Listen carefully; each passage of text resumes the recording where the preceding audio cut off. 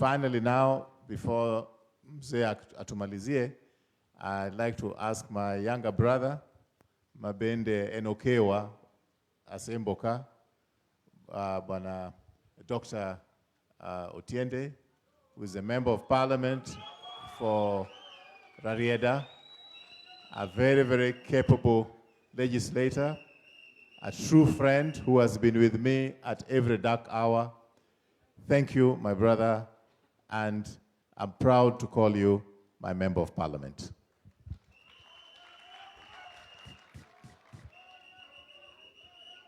Your Grace,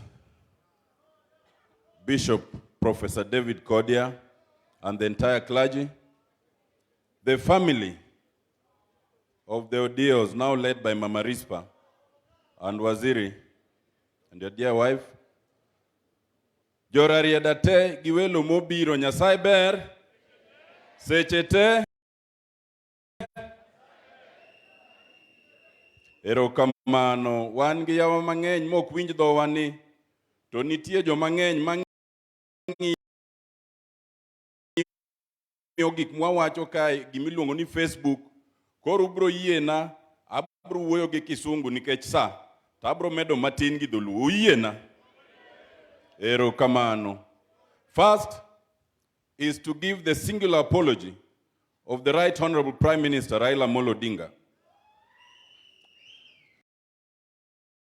The Right Honorable Prime Minister Raila Amollo Odinga was to be here and would have been here and would have loved to be here. But he is on a trip that is unavoidable, a trip that we first planned before Corona struck in March of 2020. That trip has been postponed 7 times, and that trip involves people from Mount Kenya, some from the diaspora. And this time it was planned 7 months back. And therefore he tried to see if it could be adjusted, but it became unavoidable. And he spoke to my brother severally, Waziri Tuju, and asked that I convey his singular condolences. Ukao!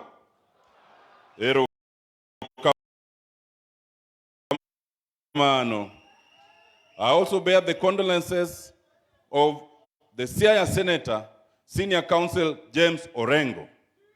I also bear the condolences of the MP for Bondo, Dr. Gideon Ochanda. And I bear the condolences of over 30 members of parliament from this Luo region, all of whom would have wanted to be here, but they are all in Nyeri. Kwa jumla, ukao.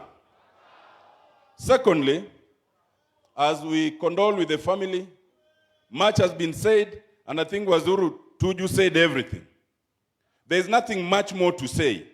In my summary and take, reading the eulogy and hearing the speeches, my take home are 3 words. Humble, hardworking, and loving. So humble that those who met her, did not know even at that time that she was the mother of the then Rarieda Member of Parliament. And even after that, as a minister, you would never have known that she was the mother of a minister unless you were told. So hardworking that even with all the money, she still chose to be able to do her own things, including weeding and the hard work. But so loving that she did not only take orphans, but she knew how to live with others, including Nyeke. Hello? I thank her. Thirdly, let me thank Waziri Tuju, even as we are condoling with you and the entire family. This family has had a series of tragedies. Not long ago in 2019, when we were burying Kefa right here on these grounds. Thereafter, Raphael had a very bad accident. And many people feared that we would not see him again. But the Lord works in mysterious ways. When we went to see him, we told him that if you look at the wreckage of that car, you would swear no one could have come out of it alive. But he's here, alive.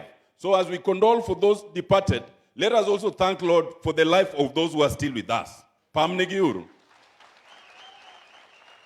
And Raphael, I think we owe you an apology. You are sometimes the most misunderstood person. I remember when we were here during Kefa's burial, and you chose your words very carefully. You did not talk politics. Some of us spoke politics. But the next day, the paper screamed that you had said that you would not support the deputy president, things you did not say. But I think you are used to being misunderstood. Because even as in Rarieda, we misunderstood you. Adir gozo kadir. You did what you could as our predecessor. You did the roads. You did the water. You started the schools. But when the time came, hello? Jora rieda bedeo. Jora rieda bedeo. We owe you that apology. But now, as Rosa said, you can never foretell the future. For all the castigation that we had, and we have always walked different paths with Raphael, but cordial. Just as he said, in politics, you can choose a different path, but do not be violent, do not use bad language, because you never know when you'll come back together. From the year 2004, that is 17 years back, we walked different paths with Raphael. When we came to the referendum in 2005, we were on opposite sides. In 2007, we were 4 candidates. He was on one side. Engineer Nicholas Gumbo, who then used to have a nickname, Jaguto Titcha, was on one side. Owiti Malumalu was on that side. Otiende Amollo was then called .com. We were on that side. And even after that, 2013, 2017, till now, who knew that a time will come when Raphael Tuju is the bridge for us to get to where we want to go to? That's why we say that hold on there. Shikilia. Omakozo kikomak. Omakozo kikomak. Because now, I can tell you some of the things we cannot say here. But all I can tell you, that if Honorable Tarus has come all the way in Eldoret to tell you here in Dori that the next president of the Republic of Kenya is Baba. Kozo Kamano. If Ndugu Francis Atwoli has come all the way from Western, and you know in Western they already have 5 candidates. But he has said that in his considered opinion, the next president of the Republic of Kenya is who? If none other than the person we have competed against, the person against whom I sued in the Supreme Court and argued and won against, the president of the Republic of Kenya has said that he has looked around.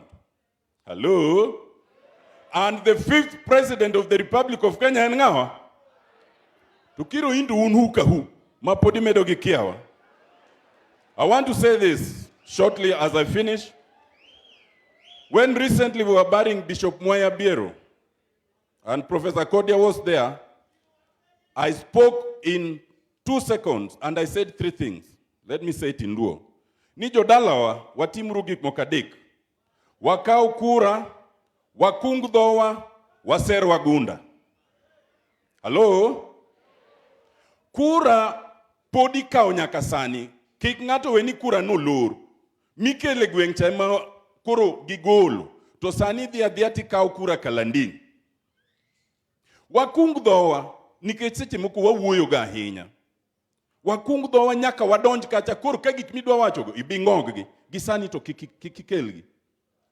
To waser wagunda, jawang' yo maduong' e ser wagunda